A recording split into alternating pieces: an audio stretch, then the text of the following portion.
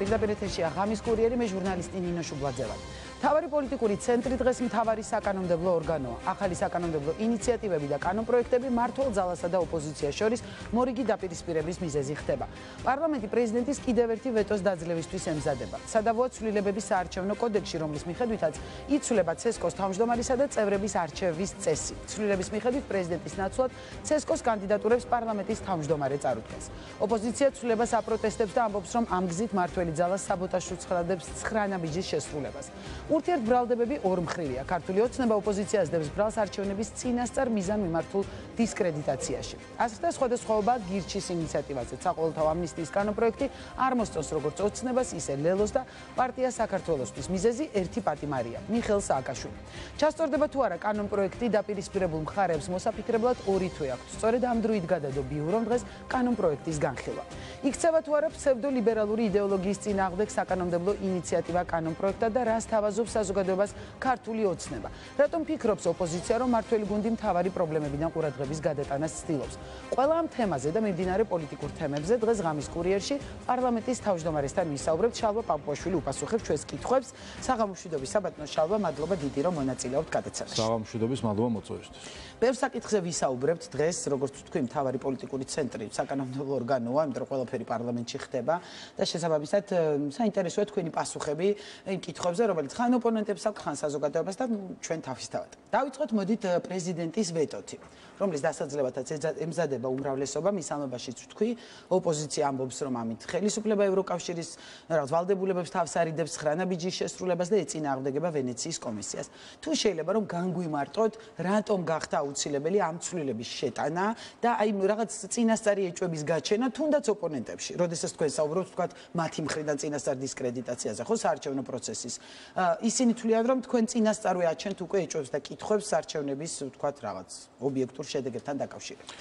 უბრალოდ ყოველისა მე მგონი ყველა თანხდება, რომ არის მნიშვნელოვანი არჩევნები ოქტომბერში, საპარლამენტო არჩევნები და მნიშვნელობიდან გამომდინარე მათ შორის მნიშვნელოვანია, რომ ცესკო იყოს სრულად დაკომპლექტებული. დღეს გვაქვს მდგომარეობა, რომ ცესკოს თავმჯდომარე და ორი წევრი ცესკოსი არის დროებით არჩეულები, რომელსაც გაუხანგრძლივდათ შემდეგ მათი მანდატი. რა თქმა უნდა, ეს შეიძლება ოპოზიციამ გამოიყენოს შემდეგ იმისთვის, რომ რაღაც კითხვები ქონდეს შემდეგ ცესკოს მიმართ, რომ არ არიან, ასე ვთქვათ, სრულფასოვნად არჩეული ცესკოს წევრები. პრობლემა რაში არის? პრობლემა დაიწყო 2021 წლის 19 აპრილს. მაშინ, როდესაც აბსოლუტურად ყალბი მოტივებით ოპოზიცია იყო ბოიკოტში, ზოგიერთი არასამთავრობო ორგანიზაციის, ზოგიერთი უცხოელი აქტორის დახმარებით იყო ატეხილი პანიკა, თითქოს საქართველოში გავყალბდა არჩევნები, გვახსოვს ყველაფერი ეს. ყველაფერი საბოლოო ჯამში აღმოჩნდა ტყუილი, მათ შორის აღმოჩნდა, რომ NGO-ები იტყუებოდნენ, მათი დონორები ამაში ეხმარებოდნენ და ასე შემდეგ, პარტიებზე აღარაფერს ვამბობ. და დაიწყო იმით, რომ 19 აპრილის შეთანხმებაში მედიატორის კარნახით ჩაიდო პუნქტი, რომ ცესკოს წევრები უნდა არჩეული იყვნენ კვალიფიციური უმრავლესობით 100 ხმით და ამავე დროს უნდა იყოს ოპოზიციური მოადგილე და ზუსტად ამ მოადგილემ უნდა შეასრულოს მოვალეობა, თუ კი ცესკოს თავმჯდომარე ადგილზე არ არის. ჩვენ იქვე ვთქვით მაშინ მოლაპარაკებებისას, რომ ის იყო აბსურდული წესი, ერთი იმიტომ, რომ კვალიფიციური უმრავლესობა ეს იქნებოდა ჩიხის შექმნის რეცეპტი და მეორე, რომ არანაირი ლოგიკა არ არსებობს, რატო უნდა იყოს პარტიული ოპოზიციური ხელმძღვანელი შემდეგ ცესკოში. ეს ნდობას ხომ არ გააჩენდა, იგივე უკაცრავად გაწყვეტინებთ ამავე თემაზე, მაგრამ აი დღესაც სალომე ზურაბიშვილის კომენტარი ვნახე, რომელიც ვეტოს ავტორია და მან თქვა, რომ როდის აქვს ხალხს არჩევნების შედეგის მიმართ უნდობლობა, როცა არ ენდობიან პროცესს, ან იმანთ, ვინც ამ პროცესს უძღვება. ამ კონტექსტის გათვალისწინებით შესაძლოა იყო, რომ თქვა ოპოზიციისთვის, თუნდაც ან თქვენ დამიკრიტიკულად განწყობილი ადამიანებისათვის უფრო ნდობით აქტუალური ყოფილიყო. რაც შეეხება საკითხს, თითქოს ოპოზიციური მოადგილე ნდობას მატებს ან აკლებს, ეს არის ან მიამიტობის, ან უცოდინრობის ბრალი, თუ კი ვინმე ამას ამბობს. რაში არის საქმე? საქმე იმაში არის, რომ ოპოზიციურ მოადგილეს ახლა ვინც არის, ხომ? არანაირი ფუნქცია მას არ აქვს. ის არის ჩვეულებრივი წევრი. მისი ერთადერთი ფუნქცია არის სათადარიგო თავმჯდომარეობა. ანუ რამე თუ დაემართა თავმჯდომარეს, რაღაცა უბედურება ან არ არის ადგილზე ან გადადგა, ამ შემთხვევაში ეს ხდება თავმჯდომარე. პროცესი შიგნიდან აკვირდება. შიგ ადამიანია, რომელიც ყველაფერს ეს არის აბსოლუტური ტყუილი, ეს არის განზრახი ტყუილი, თითქოს ამ მოადგილეს აქვს რაიმე დამატებითი უფლებამოსილება გარდა სხვა წევრებისა. იქ კიდე სხვა ოპოზიციური წევრებიც არიან. ანუ პრინციპი რა იყო მისი შეცვლის თუ ეს გახდებოდა ვთქვათ მე კითხვის ნიშნების საფუძველი ოპონენტების მხრიდან. პრინციპი ის იყო რომ ჩვენ რას ვაკვირდებით ახლა ხედავთ პირდაპირ თავდასხმას ცესკოს მოქმედ თავმჯდომარეზე ეს არის ის გამზადებული კამპანია რომელიც მათ ჰქონდა შემონახული ზაფხულისთვის და იმიტომ რომ ხედავენ რომ იცვლება ეს კამპანია წინასწარ ჩაუშვეს და ხედავთ რომ არის პირდაპირ თავდასხმა ცესკოს თავმჯდომარეზე მიზანი რა არის რომ საბოლოო ჯამში მორალური ზეწოლა იყოს მასზე აიძულონ გადადგომა და ლელოს პოლიცსაბჭოს წევრი გახდეს ცესკოს თავმჯდომარე და ჩაატაროს არჩევნები. ეხლა როცა ვსაუბრობთ ნდობა თავმჯდომარე ქართულ ოცნებას ნდობა ექნება ასეთ ცესკოს მიმართ. ქართული ოცნების მილიონ ამომრჩევას ნდობა ექნება ასეთ ცესკოს მიმართ. ამიტომაც გადაწყვეტილება არის რომ არა პარტიული ხელმძღვანელი უნდა ყავდეს, არამედ პროფესიული წევრი. და ეს ისეთი ანაბანა არის, რომ მე მიკვირს, რომ ვენეციის კომისია, ზოგიერთი ევროპელი პოლიტიკოსი, უცხოელები თუ ადგილობრივი ექსპერტები ამას საერთოდ ლაპარაკობენ. ეს იმდენად სირცხვილია ამაზე საუბარი, რომ ეს რაიმე კომისიის რეკომენდაციაც ეს არის. საქმეც იმაში ტყუილია, ესეც მეორე ტყუილია. სინამდვილეში ვენეციის კომისიას იმ თავის დასკვნაში არც ერთი საკუთარი აზრი არ უწერია საერთოდ. ერთადერთი რაც უწერია ვენეციის კომისიას არის, რომ კარგი იქნება თუ შეთანხმდებით პარტიები და ისეთი წესი გექნებათ და აგერ 2021 წელს შეთანხმდით თქვენ 19 აპრილს და მიყევით ამ შეთანხმებას. და ეს გახლავთ ხარვეზი, ეს დავასრულებ, ეს გახლავთ ხარვეზი დასკვნის. იმიტომ რომ ის შეთანხმება 19 აპრილს აღარ არსებობს. ეს იგივეა რომ ექსპერტს მიეთითებინა რომელიღაცა კონვენციაზე, რომელიც აღარ არსებობს. მიეთითებინა საქართველოს კონსტიტუციის რომელიმე მუხზე, რომელიც არ არსებობს. ეს არის ჩვეულებრივი საექსპერტო ხარვეზი, მიეთითა შეთანხმებაზე, რომელიც სინამდვილეში არ არსებობს. ანუ აი ეს უკაცრავად, იმიტომ რომ მე ესე ვნახე, რომ პროექტიდან ამოღებული იქნეს დებულება, ეს ამ რეკომენდაციიდან არის, რომლის მიხედვითაც ოპოზიციური პარტიიდან არჩეული ცესკოს წევრებიდან თავმჯდომარის მოადგილე არ შეირჩევა. კი, აი რომ კითხეთ შემდეგ, რომ რატომ ამოიღოთ ვენეციის კომისიას, გითხოს, იმიტომ რომ 19 აპრილის შეთანხმებაში წერია, რომ შიგნით იყოსო. ანუ თავისი აზრი კი არ აქვს. აი დღემდე ვერ ვიპოვე მე ვერც ერთი, ვერც ელჩი, ვერც ექსპერტი, ვერც ვენეციის კომისიაში და ვერც ევროკომისიაში, რომელსაც დაველაპარაკებდი და ვეტყოდი, რატომ არის კარგი, რომ იყოს ოპოზიციური მოადგილე. ვერავინ ვერ მეუნება. პასუხი არის ვენეციის კომისია 19 აპრილის შეთანხმება და მიდის ეს მანკიერი წრე ურთიერთ რეფერირების და მითითების და ვერავინ ვერ აბოს. მათ შორის ახლა 9 პუნქტთან დაკავშირებით გახსოვთ რომ ქონდა შეხვედრები ოპოზიციის და სამოქალაქო საზოგადოების მონაწილეობით,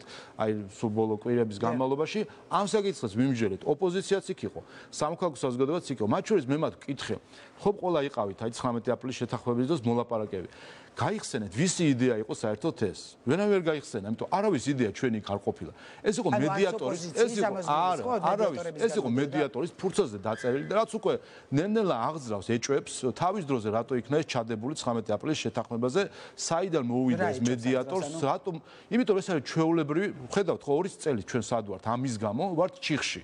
2 წელია 2021 წლიდან მოყოლებული 2 წელია ჩვენ ვერ აგვირჩევია 19 აპრილის შეთანხმების 19 აპრილის გამო ვართ ჩიხში ვერ ვიჩევთ ცესკოს თავმჯდომარის და წევრებს და რას გვეუბნება ხა ზოგიერთი უცხოელი მათ შორის რომ ამ ჩიხში დარჩითო ის ვინც გვეუბნება რომ დავტოვოთ ის რეგულაცია რა გონი 2 წელი თუ ვერ ავირჩიეთ 5 თვეში ვინ როგორ გამოვირჩიოთ ხო გამორიცხულია ანუ გამორიცხულ და წინასწარ ცნობილ ჩიხს ისკენ მიგაქვანებენ და სინამდვილეში ჩიხი კი არა ეს არის უფსკრული იმიტომ ეს არის რეცეპტი იმისთვის გამზადებული პირდაპირ ოპოზიციისთვის რომ შემდეგ ის გეგმა რომელიც მათ აქვთ რომ არ აღიარონ არჩევნები ამისთვის კონდეთ საბაბი და თქვენ რომ აი ცესკოს თავმჯდომარე დროებით თავმჯდომარე იყო ის წევრი დროებითი წევრი იყო ეს არის პირდაპირ რეცეპტი რომ არ აღიარონ არჩევნები და აქაც უნდა ითქვას გავიხსენოთ ყველა ნაციონალურ მოძრაობას და მის კლონებს ახლა როგორც თავად ნაციონალურ მოძრაობა უწოდებს არც ერთი არჩევნები არ უღიარებიათ 2012 წელი არ აღიარეს სანამ მიხეილ სააკაშვილს ამერიკელმა სენატორები არ მიადგნენ რომ პირველი დემოკრატიული ისეთი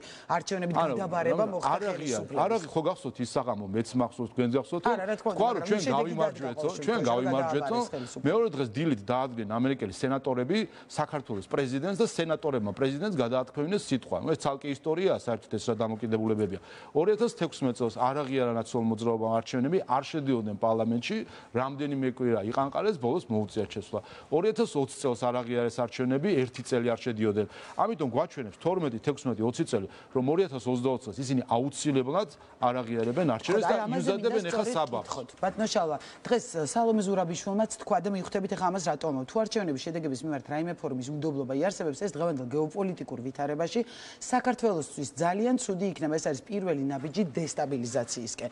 იზიარებთ ნაწილობრივ, ანუ ამჯერად 2024-ში ამ გეოპოლიტიკურ სიტუაციაში თუ კი არჩევნების შედეგების აღიარება არ მოხდა სხვა პოლიტიკური პარტიების მხრიდან. როგორ შეიძლება განვითარდეს პროცესები? ანუ ეს შესაძლოა, რომ რაღაც აი შიდა სტაბილურობასაც შეეხოს. თავის ეს არის მიზეზი. სინამდვილეში სალომე ზურაბიშვილმა გაამხილა საკუთარი გეგმები. და ის ამ გეგმის მონაწილე არის, რომ არჩევნების არაღიარებისთვის შექმნა საბაბები. ანუ ყველა ხდება, რომ მოქმედი წესი, ორი წელი მოქმედებს და ჩვენ ვართ ფაქტობრივად ლაბორატორიაში და საცდელი ცხოველები ვართ. მოქმედებს ჩვენთან წესი, რომელიც არსად ამ ქვეყანაზე არ მოქმედებს და კიდევ ერთხელ ნებისმიერ უცხოელს, ნებისმიერ ცხოველები ბატონშალო, ანუ ვინც ამ წესს გვთავაზობს, რომ ეს წესი იყოს, ვინც არ უნდა იყოს და ნებისმიერ უცხოელს თუნდაც, რომელიც გვაძლევს რეკომენდაციას, რომ ეს წესი იყოს, ყველას ჟურნალისტებს მოუწოდა და უთხრან, რომ ჯერ თავის ქვეყანაში თუ მოქმედებს ეს წესი და მერე ახსნან, რატო ურჩევენ ამას საქართველოს. არსად არ მოქმედებს, ჩვენ ვართ საცდელი, რაღაც ექსპერიმენტალური რაღაც მოდელი არის ჩვენთვის ან იყო წარმოდგენილი. ამ ექსპერიმენტო აჩვენა რომ არ მოქმედებს, ამ ექსპერიმენტო აჩვენა რომ არ მოქმედებს და ახლა რა თქმა უნდა ამაზე დაჟინებით მოთხოვნა რაც უკვე კიდევ ერთხელ დის ეჭვებს, რომ არის სპეციალურად მოთხოვნა რომ ეს დარჩეს, იმიტომ რომ იმ შემთხვევაში თუ დარჩება ძველი წესი, ჩვენ ვერ ავირჩევთ CSKO-ს თავმჯდომარეს და იტყვიან რომ ეს არის დროებითი თავმჯდომარე, ამიტომ უნდობლობა და იმ შემთხვევაში თუ კი ავირჩევთ, მათ სათქმელი ექნება თუ კი, მაგრამ რეკომენდაცია სხვა იყო, ეს არ არის კვალიფიციური უმრავლესობა და ამიტომ არ უნდა ვაღიაროთ არჩევნები. საქართველოს მოსახლეობა შევახსენეთ, რომ არასდროს საქართველოს ევროპაში ხო არსად არ ხდება, რომ CSKO-ს წევრებს ირჩევენ კვალიფიციური უმრავლესობით. საქართველოში 30 წელი არანაირი კვალიფიციური უმრავლესობით არავინ არასდროს არ ირჩევდა. ანუ ეს ტყუილი რეგულაცია არის აბსოლუტური სისულელე საერთო ჯამში, რაც აჩვენა პრაქტიკამ და უნდათ რომ ამ სისულელეს დაარწმუნოს საზოგადოებამ. საზოგადოება ხედავს, რომ არ მოქმედებს მექანიზმი, ანუ არის უმოქმედო და შემდეგ ჭკვიანი სახეებით ზოგიერთი უცხოელი მათ შორის აქტორი ცდილობს დამტკიცებას რომ აი კი მაგრამ კონსენსუსი და ასე შემდეგ კონსენსუსებზე იზრუნოს საკუთარ ქვეყნებში არც ერთ ქვეყანაში ეს წესი არ არის მე დღესაც ვთქვი 27 ქვეყანა არის ევროკავშირის წევრი ჯერ 27 ქვეყანა მიიღოს წესები რომ კვალიფიციური უმრავლესობით მიიღონ გადაწყვეტილებები და პირობას თუ რომ ჩვენ ვიქნებით 28 ქვეყანა რომ კვალიფიციური უმრავლესობით შემოვიღეთ ამიტომ იცით რა არის აქ ჩვენ მეორე ხარისხოვანი საზოგადოება და ქვეყანა არ ვართ რომ ჩვენთვის რაღაც ჯუნგლები ვიყოთ თითქოს და მოქმედებს რაღაც სპეცწესები და თავისმოხვეული ესე ბატონშავა, იმიტომ რომ ძალიან მწვავე რა არის უკვე არასერიოზული მოიხსენიებთ, არ ვიცი ვენეციის კომისიას არ ვიცი და იმიტომ უკვე შედის არასერიოზულობის ზღვარს მიღმა არის. ხომ შეუძლებელია რომ აი დააკვირდით, არავინ არ ამბობს არგუმენტს რატომ უნდა იყოს ეს ასე. ყველა ამბობს 19 აპრილის შეთანხმება ვენეციის კომისია და კი მაგრამ ხო აქვთ უნარი რომ თქვან რატომ არის ეს კარგი და რატომ ფიქრობენ რომ 2 წელი რაც არ მოქმედებს რაც რამაც არ იმუშავა ის იმუშავებს შემდეგ 5 თვეში. როდესაც საუბრობთ აი ასე რომ თქვა რაღაცა საცდელის ვართ რომ რაღაც ჯუნგლები ვგონი ვართ ასეთი ტიპის განცხადებების შემდეგ სხვა თემაზე მინდა და გადავსულიყავი მაგრამ ბარო მინდა კითხოთ ძალიან ხშირად საუბრობენ აი ამ ანტიდასავლურ რიტორიკას ბევრჯერ გვისაუბრია ჩვენ ამ სტუდიაში რომ აი დასავლეთის ინსტიტუტებს ერჩის ხელისუფლება რომ რაღაც სტრატეგიულ პარტნიორებთან გადახედვა უნდა მოხდეს და ამაზე გადავალეს ხალხის ძალის წერილებით ანუ დასავლეთთან მიმართებაში იცვლება რამე დამოკიდებულება თუ კონკრეტულ ჯგუფებზეა თუ აი ამაზე რომ გვითხრათ და განმარტოთ რატომ ხდება ასეთი ხშირი კრიტიკა ხელისუფლების მხრიდან აი დასავლური რაღაც ორგანიზაციების იმიტომ რომ როდესაც არის აი ამ კონკრეტულ შემთხვევაში არის რეგულაცია ხო აი არ ვიცი მეტი რაღა მტკიცებულება უნდა არსებობდეს 2 წელი არ მუშაობს არანაირი იმედი და არანაირი გონივრული იმედი არ შეიძლება არსებობდეს რომ შემდეგ 5 თვეში ამუშავდება და ავირჩევთ ხო აქამდე ავირჩევდით მაშინ მიუხედავად ამისა რომ ხდება თავს მოხვევა ამ წესის ანუ ქართული საზოგადოება პარლამენტის სახელით და ჩვენ წარმოვადგენთ საქართველოს მოსახლეობას ხომ საქართველოს პარლამენტის უმრავლესობა ჩვენ ვამბობთ რომ ეს წესი არ მუშაობს ჩვენი მოსახლეობის უმჯობესია რომ იყოს სხვა წესი და როდესაც ახლა თავს გვახვენ არა იყოს კვლავ ის ახლა გამოდის რომ ანუ ვინც თავს გვახვენს გამოდის ისინი არასერიოზულად ნიშნულობა არ აქვს ვინც არ უნდა იყოს თუ კი თავს გვახვევს წესს რომელსაც შევყავათ ჩიხში გამოდის რომ ან უნდათ რომ განზრახ შეგვიყვანონ ჩიხში ან ფიქრობენ რომ ქართული საზოგადოება არ არის ანგარიშგასაწევი საზოგადოება მას არ შეიძლება ქონდეს საკუთარი აზრი როგორ უნდა ქონდეს მოწყობილი საკუთარი სისტემა და ეს აბსოლუტურად მიუღებელია რა თქმა უნდა ჩვენთვის და აქედან გამომდინარე რა თქმა უნდა ვართ კვეთრები მათ შორის იქიდან გამომდინარე რომ აქედანვე ჩანს რომ ეხლა მიდის დაბევება საბაბის რომ ოქტომბერში არჩევნების არაღიარება მოხდეს და აი ამ ეს სიტყვა დღეს დღევანდელ ეთერში ნათქვამია სიტყვა დაიმახსოვრეთ დადგება, გათენდება 27 ოქტომბერი არჩევნების მეორე დღე და ნახავთ, რომ ზუსტად ამაზე იტყვიან შემდეგ, რომ გამოიყენებენ ერთ-ერთ საბაბად, რომ არ აღიარონ არჩევნები და ნახავთ მაშინ, როდესაც ასე ღიად საუბრობთ მუდმივად, რომ არ აღიარებენ არჩევნებს, რომ დისკრედიტაცია მიდის, რას აკეთებს ქართული ოცნება იმისთვის, რომ რაღაც პარტიამ შეიძლება არ აღიაროს, მაგრამ ჯამში ხო უნდა იყოს აღიარებული ეს არჩევნები. იგივე ეს დამკვირვებლების სიმრავლე მოგცემთ ამის გარანტიას, თვითონ არჩევნების რა თქმა უნდა გამჭვირვალედ ჩატარება პირველ რიგში, თუ აი როგორ ემზადება ოცნება ამისთვის, თუ ესე წინასწარ ამბობთ, რომ პირდაპირ ცნობილია თქვენთვის, რომ არ მოხდება ამ არჩევნების შედეგების აღიარება. უბრალოდ ყოლისა, ეს არის გამოცდილებაზე არჩევნების შედეგების აღიარება. უბრალოდ ყოლისა, ეს არის გამოცდილებაზე დაფუძნებული დასკვნა. 2012 არ აღიარეს, 16 არ აღიარეს, 20 არ აღიარეს. არანაირი მოლოდინი არ მქონდეს 24-ს აღიარებენ, ასე რომ და მით უმეტეს რომ აქედანვე ჩანს მათი განწყობები. ანუ ამას უნდა ჩვენ შევხვდეთ უკვე როგორც მოცემულობას, რომ არ აღიარებენ. რას აკეთებს ხელისუფლება? ჩვენ უკვე დიდი ხანია ამ საბაბების ვკეტავთ, ასე ვთქვათ, ყველანაირად. პირველი ეს იყო ელექტრონული ტექნოლოგიების შემოღება და თქვენ გახსოვთ 2020 წლის არჩევნებს დაარტყეს მათ ეგრეთ წოდებული ბიულეტენები, ბათილი ბიულეტენები, ბალანსები, ასე შემდეგ, რაც საბოლოო ჯამში აღმოჩნდა ყველაფერი ტყუილი, მაგრამ აი ამ ფურცლების ფრიალში საზოგადოება დააბნიეს, თითქოს რამე იყო, დაეხმარა სამართლიანი არჩევნები, რომლებაც ტყუილი და არაზუსტი იყო. შემდეგ გადადგა ეს ისტორია ყველა მის სისტემაში. არ გადგა, ყველა ძალიან თბილ ადგილას არის, კარგი ხელფასებით, იგივე დონორის დაფინანსებით ევროპაში ცხოვრობს და მოღვაწეობს დღეს ქალბატონი აღარ მახსოვს ვალი ვინც იყო მაშინ მაშინ შეცდომა აღიარა და ესეც იყო ის რომ ეს ამის იმედი არ ქონდეთ რომ ესე ადვილად გამოძრებიან ამ შემთხვევიდან. პირველი ეს არის ტექნოლოგიები და თქვენ ატყობთ რომ ვერაფერს ვეღარ ამბობენ არჩევნების დღეზე. ანუ ელექტრონულ არჩევნებს გულისხმობთ. იმიტომ რომ ვერაფერს ვეღარ ამბობენ, იმიტომ რომ იქ ყველაფერი არის უკვე ერთის მხრივ ელექტრონულად დათვლილი, მეორეს მხრივ დოკუმენტირებული და ყველა ბიულეტენი ისევ იქ არის და გადათვლა შეიძლება. სხვათა შორის ამერიკის ბევრ შტატში ეს გადათვლის შესაძლებლობა არ აქვს. ეს ხარვეზები არის ამერიკულ არჩევნებში.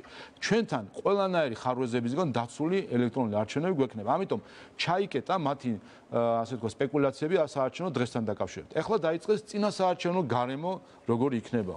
ამ წინასაარჩევნო გარემოსთან დაკავშირებითაც ხედავთ რომ არანაირი პრობლემები არ არის და ეძებენ ამ პრობლემებს ეძებენ როგორც ატყობთ და ამიტომაც სხვათა შორის ერთ-ერთი მიზეზი რატომაც მათ უნდათ რომ გრძელვადიანი დამკვირვებლები ყოფილიყო რომ მათ დასანახად რაღაცეები მოხდეს ასე ვთქვათ რომ აისახოს გარკვეული სკანდალები და ჩანაწერები მაგრამ გრძელვადიანი დამკვირვებლებიც ადგილზე არიან და ხედავთ რომ ყველაფერი მიდის რაც ხდება და რაზე ჩვენ უთითებთ პირიქით არის სინამდვილეში ჩვენ ხედავთ რომ უცხოური დაფინანსება იდება პარტიულ ყულაბაში თქვენ ამაზე საკმაოდ ვრცელი წერილიც გქონდათ ბატონო შალვა ეს დარღვევა ანუ რატომ გააკრიტიკეთ ასე ეს არასამთავრობო ორგანიზაციები რომლებიც რომელიღაც პოლიტიკოსები შეება რაღაც პროექტში იღებენ მონაწილეობას და თქვა ამ გრანტები და რაღაც თანხას იღებენ ხო იყო ამაზე საუბარი რა არის ამაში პრობლემა თქვენთვის ესეთი პრობლემა არის ის რომ სახელმწიფოს იდეა არის სუვერენიტეტი. ჩვენ როდესაც ვიბრძოდი დამოუკიდებლობისთვის 88 წელს აქციები რო იყო ბავშვი ვიყავი მაშინ მახსოვს 99 წლის 9 აპრილი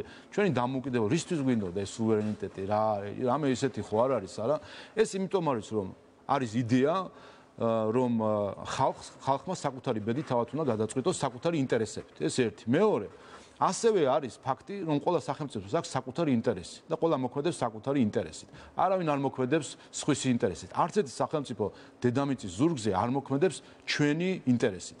მოქმედებს მხოლოდ იმ შემთხვევაში, თუ ჩვენი ინტერესი მათ ინტერესს ემთხვევა. კი ბატონო. ახლა ისმის კითხვა, ქართველი პოლიტიკოსი, ვის ინტერესით უნდა მოქმედებდეს? ქართველი ხალხის ინტერესით, ხო? და თუ კი ის ფინანსდება უცხოური ფონდებიდან, არის თუ არა ეჭვი გონივრული რომ ის ატარებს არა ქართული ხალხის ინტერესებს, არამედ იმის ინტერესებს, ვისგანაც ის ფინანსდება. და სწორედ ამიტომაც ეს შემთხვევაში ამას ხომ ვერ იტყვით, იმიტომ რომ იგივე უცხოური ფინანსები ბევრ ძალიან კარგ საქმესაც ხმარდება, ხო, უამრავი დახმარება. არსებობს რაღაც აი ძეგლების აღდგენა, იქ სოფლის ანუ ძეგლები არჩევნებში არ მონაწილეობენ და ქვეყანას არ მართავენ. ამბობთ, ხო, მხოლოდ მაგას ვკითხულობ. ძეგლები არჩევნებში არ მონაწილეობენ და ქვეყანას არ მართავენ და კაროლებს არ იღებენ. საუბრობთ პოლიტიკოსებზე. და ამიტომ ეს აკრძალულია საქართველოში კანონით, უცხოეთიდან დაფინანსება და ყველა ქვეყანაში ეს აკრძალული არის. საფრანგეთში გერმანიამ რომ დააფინანსოს ფრანგული პოლიტიკური რომელიმე პარტია, ეს იქნება სკანდალი, ისეთი რომ გადაეკიდებიან ერთმანეთს საშვილიშვილოდ. ჩვენთან ეს ჩვეულებრივია. ჩვენ ხედავთ პირდაპირ სქემებს, რომ პარტიებს შექმნილი აქვთ NGO-ები და ეს NGO-ები ფინანსდება უცხოური ყულაბიდან. დღეს მოვისმინეთ ჩვენ ამერიკის ეროვნული დემოკრატიული ფონდი, NED არის ასეთი ორგანიზაცია, მისი ხელმძღვანელის განცხადება, რომ სამოქალაქო საზოგადოების ორგანიზაციები, რომლებიც პარტიულ აქტივობებში ერევიან, ანუ არიან პოლიტიკოსები, ან აქვთ პრეტენზია პოლიტიკური ძალაუფლების მიღებაში, ისინი აღარ არიან სამოქალაქო საზოგადოება. არადა ზუსტად ეს ორგანიზაცია NED აფინანსებს გახარიას პარტიას NGO-ს, რომელიც შექმნილი არის მისი პარტიის წევრების მიერ. აფინანსებს პირდაპირ მას. აფინანსებს ანა დოლიძეს NGO-ს, მის დაფუძნებულს. აფინანსებს გიორგი კანდელაკის სოვლაპს, რომელიც გვახსოვს ჩვენ რა ამბები ქონდა ახლა ატეხილი შობის თარიღთან დაკავშირებით. ამ პოლიტიკოსებს პირდაპირ ხელფასებს უხდის ამერიკული ფონდი. ასევე არის ევროპის დემოკრატიული ფონდი, რომელიც აფინანსებს დროას, აფინანსებს ევროპულ საქართველოს NGO-ებს, პირდაპირ აფინანსებს და ხელფასებს უხდის ქართველ პოლიტიკოსებს. ახლა, როდესაც ეს პოლიტიკოსები იქნება ეს პარტია საქართველოსთვის, ევროპული საქართველო, დროა, გირჩი, ყველა რო დაждდებიან და მელაპარაკებიან ქართულ პოლიტიკაზე. ხომ არ უნდა ჩავხედოთ, ვისი ფულით ველაპარაკებიან ისინი ქართულ პოლიტიკაზე და ეს კითხვის ნიშანს ხო წარმოშობს, ვის ინტერესებს ატარებენ. ამიტომ კიდევ ერთხელ ვაცხადებ, რომ აუცილებელია ყველა მოეპყროს ამას სერიოზულად და მე მოხარული ვარ, რომ NED-ის ხელმძღვანელმა დღეს ეს განცხადება გააკეთა და ჩანს, რომ როგორც ჩანს ისინი სერიოზულად მიუდგებიან ამის. იქით უბრალოდ ამას უნდა მოყვეს შემდეგი ნაბიჯები. შემდეგი ნაბიჯი იქნება, NED-მა უნდა შეუწყვიტოს დაფინანსება ნათია მეზრუშვილის NGO-ს, NED-მა უნდა შეუწყვიტოს დაფინანსება ანა დოლიძის NGO-ს, NED-მა უნდა შეუწყვიტოს დაფინანსება გიორგი კანდელაკის NGO-ს. აი ეს არის თუ კი მათ უნდა შეყვნენ კეთილსინდისია. და ისაც ვიცით, რომ კანონით იგრძელებას უცხო ფინანსებით, ვთქვათ, პოლიტიკური ძალის დაფინანსება. როცა ასეთ განცხადებას აკეთებთ, ანუ ეს სამართლებრივად არის, ვთქვათ, რაღაც კითხვის ნიშნის ქვეშ თუ ეს არასამთავრობო ფინანსდება და რაღაც ირიბად მერე პარტია თუ არ ვიცი, აი ამაზე როცა მუდმივად საუბრობთ, ეს ყოველში კანონდარღვევაა. პრობლემა მაშინ ჩვენთან არასამთავრობო სექტორი არის ყველაზე გაუმჭვირვალე სექტორი. თქვენ გახსოვთ ჩარშან ამ დროს ქართულ საზოგადოებას არ მისცეს შესაძლებლობა, რომ კანონის მეშვეობით ჩვენ საზოგადოებას გაეგო სადმიდის უცხოეთიდან შემოსული ფული არასამთავრობო სექტორში. მაშინ გახსოვთ ძალადობრივი აქციების შედეგად ჩვენ იძულებული შევიქნით, რომ ეს კანონი აღარ მიგვეყო. ამის შედეგი არის, რომ დღეს საზოგადოება არ იცის ვერ ხედავს, ვერ აკონტროლებს რა ფული ტრიალებს არასამთავრობო სექტორში. არასამთავრობო სექტორი ყველაზე გაუმჭვირვალე სექტორი არის დღესდღეობით საქართველოში. ამიტომ ესეც რაც ვიცით, იმიტომ რომ ხანდახან არასამთავრობო სექტორი. რა თქმა უნდა, მაგრამ მე ვამბობ, სისტემა არის ასეთი, რომელიც ახალისებს გაუმჭვირვალობას. ხა ზოგი მეტად გამჭვირვალეა, ზოგი ნაკლებად, მაგრამ სისტემა არის გაუმჭვირვალე. და ჩვენ ეს რაც ვიცით, ეს NGO-ები რაც დავასახელე, ესეც შემთხვევით ვიცით.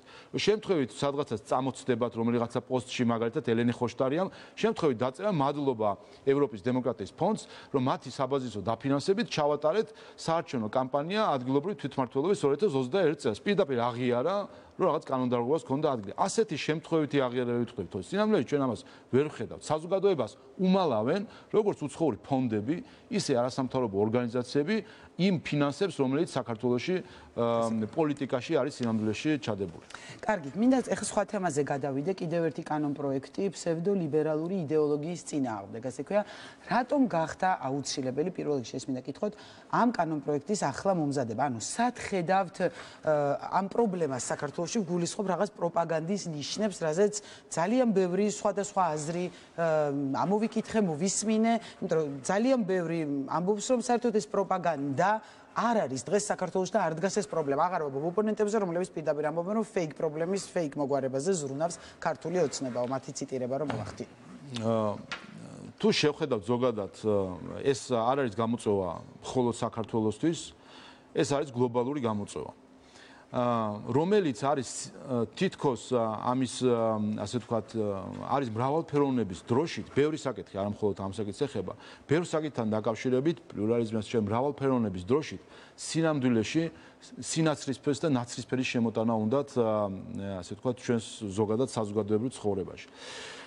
და გლობალური იმდენად არის ეს პრობლემა, იმდენად დიდია უკვე, რომ ის რაც სასაცილო იქნებოდა სულ რაღაც 5-7 წლის წინ, 10 წლის წინ, რომ ბრიტანეთის პრემიერ-მინისტრი გამოვიდოდა პირდაპირ ეთერში და იტყოდა, რომ მე მინდა განვაცხადო, რომ ქალი ქალია და კაცი კაცია, დღეს ამაზე არავის აღარ ეცინება. ეს მიიღეს როგორც თამამი განცხადება ბრიტანეთის პრემიერ-მინისტრის, რომელსაც ყველა ვერ გაბადავდა.